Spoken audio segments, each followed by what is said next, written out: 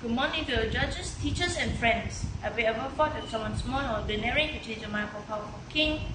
Today, I would like to share a story that proves size does not incite courage. The book I'm going to review is The Pipit, Bird and the King, a Buku Bicara and award winner in 2006. This book is thin, with only 60 pages, but the message inside is deep and meaningful.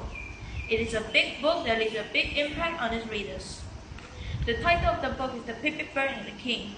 It's presented in the big book format, making it suitable for shared reading and classroom storytelling.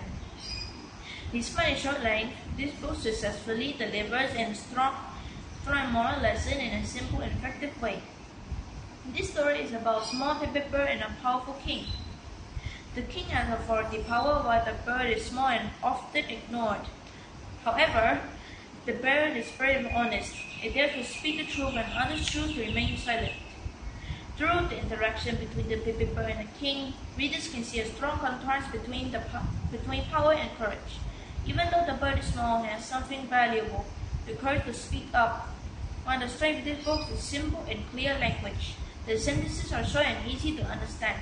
Children can follow the storyline without confusion and easily grasp the meaning behind the story. The illustration in this big book help readers understand the emotion and actions of the characters, which makes the reading experience more enjoyable and engaging. This book teaches several important values. First, it reminds us that every voice matters, no matter how small it may be. Second, it teaches children to be brave and honest, even though when facing someone more powerful. Lastly, it shows that true leadership listens, not only commands. These values are presented gently, without forcing the lesson for the reader, which makes the reading experience more meaningful and memorable. In conclusion, The Pipit, Bird and the King is not a storybook, but it's a story about courage and honesty and speaking the truth. This story reminds us that even the smallest bird must change, and even the greatest king must learn to listen. Thank you.